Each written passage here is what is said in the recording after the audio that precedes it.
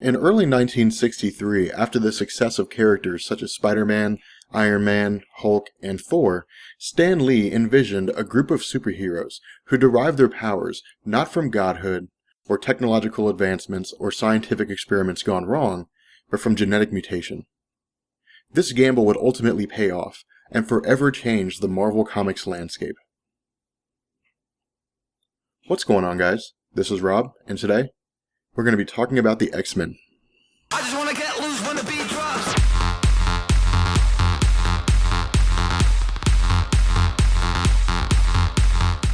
So when the X-Men were first introduced in 1963, Marvel was looking for something new. They were looking for something different, and they were wanting to take things in a different direction, because prior to the X-Men, there was a really antiquated way of doing comic books. It is to say that it was very racially antiquated.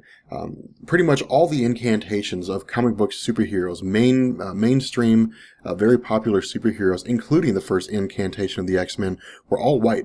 And society was in a position where it was beginning to transition. It was beginning to change. I mean, in 1963, that was 8 years after Claudette Colvin, who was the first black woman to be arrested for refusing to give up her seat to a white man on a city bus.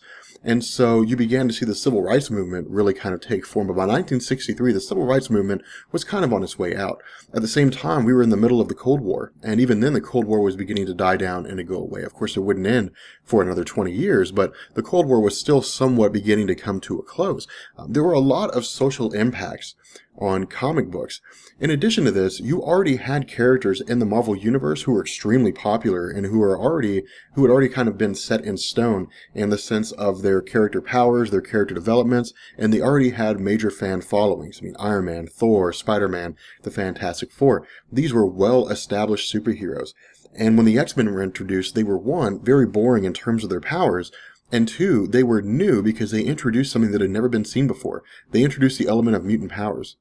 Now, with regards to the idea of previous superheroes, people were able to identify with this because despite the fact that they achieved various means to gain superpowers or to gain some sort of enhancements, at the end of the day, they were still just regular people. But once the idea of the X-Men began to catch on, then people really began to get on board, especially in 1975 when the series was rebooted.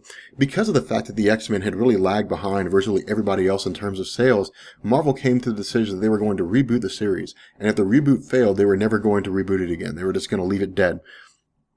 When 1975 came around, in issue number 1 of Giant Size X-Men, we saw a complete new introduction of an X-Men lineup. The only exception was the return of Cyclops as the team's leader. But because of the fact that society had been far more progressive than it was before, because of the fact that we had seen the introduction of major black superheroes like Black Panther in 1966, society was looking for a more progressive team of superheroes, not in the sense of their political viewpoints or their social viewpoints, but in terms of the racial lineup of the team. And so Marvel introduced this kind of multicultural group of people who hailed from different geographical locations. At the same time, they were also adults, and so they were more mature in terms of their viewpoints of the world, because the original X-Men team were composed of teenagers. Now, with this new incantation of the X-Men, they hit the ground running. I mean, they took off full force, and some of the greatest storylines that we had ever seen in Marvel Comics originated with this group. Of course, we saw storylines revolving around Multiple Man, around the introduction of Mystique, Moira McTaggart, a genetic researcher from Muir Island, the Canadian team Alpha Flight, the Starjammers, who of course introduced the idea that Scott Summers' parents, or that his father was not dead and that his father was in fact alive, and that he had a third Summers brother. The introduction of the Proteus Saga, a mutant with the ability to warp reality, albeit on a much smaller scale than someone like Franklin Richards or Mad Jim Jaspers. In addition, what we also saw was the Marvel Comics take a much darker turn at the hands of the X-Men, specifically with regards to the Dark Phoenix Saga and the Days of Future Past. With the Dark Phoenix Saga, I really feel like this was the storyline that set everything in motion with regards to Marvel Comics becoming much darker, because the Phoenix was this elemental force in the universe that was virtually incorruptible. And then the Phoenix comes under the manipulation of Mastermind and is suddenly now corrupted with emotions and with a drive to experience more of these emotions. And I think this is what really kind of changed things, because now Where previous incantations of Marvel Comics had been, the superhero doing the right thing, fighting the good fight, and always knowing what the right thing is to do. Now we saw this world where the line between right and wrong was blurry at best, and sometimes it didn't even exist. Sometimes it wasn't even there because there was no right decision, and there was no wrong decision. There was just a decision that needed to be made, and somebody somewhere was going to die, and there was nothing you could do about it. Now, with regards to the X-Men team as a whole, a lot of people look at a team like the Avengers and they say, well, the Avengers are Earth's mightiest heroes and they're, the greatest team. In all honesty, I would say that the X-Men were probably the premier team in the Marvel Comics. And when people think about Marvel, I can almost guarantee one of the first teams they think of is the X-Men. And the reason for this is because some of the most popular and prominent characters in Marvel Comics have either been villains, allies, or part of the X-Men.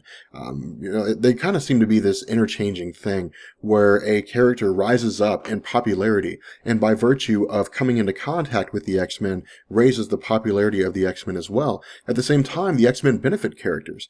I mean, the X-Men had some very interesting plots, even just outside of the realm of these big storylines and more in the realm of character development. I mean, for example, the love triangle between Jean Grey and Scott Summers and Wolverine is extremely popular among Marvel comic fans, and a lot of people know what the storyline is, and it influences a lot of the actions that Wolverine could have taken but didn't take.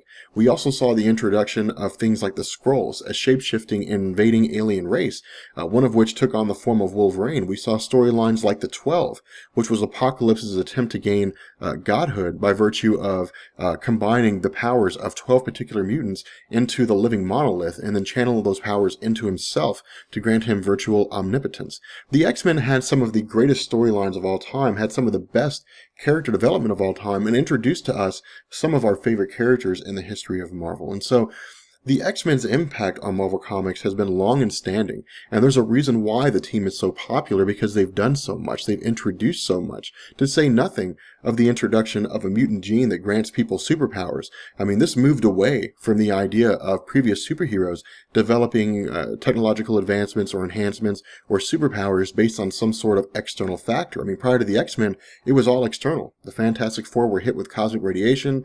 Tony Stark used his technological knowledge to create the Iron Man suit and the other incantations of technological armor.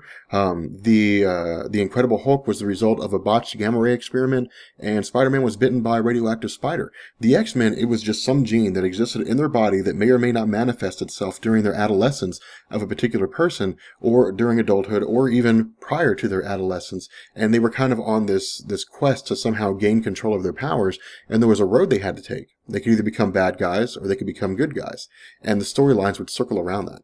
So, with that being said, I'm going to go ahead and bring this video to an end. I hope you guys enjoyed it. If you did, let me know, and I will catch you guys later. Peace.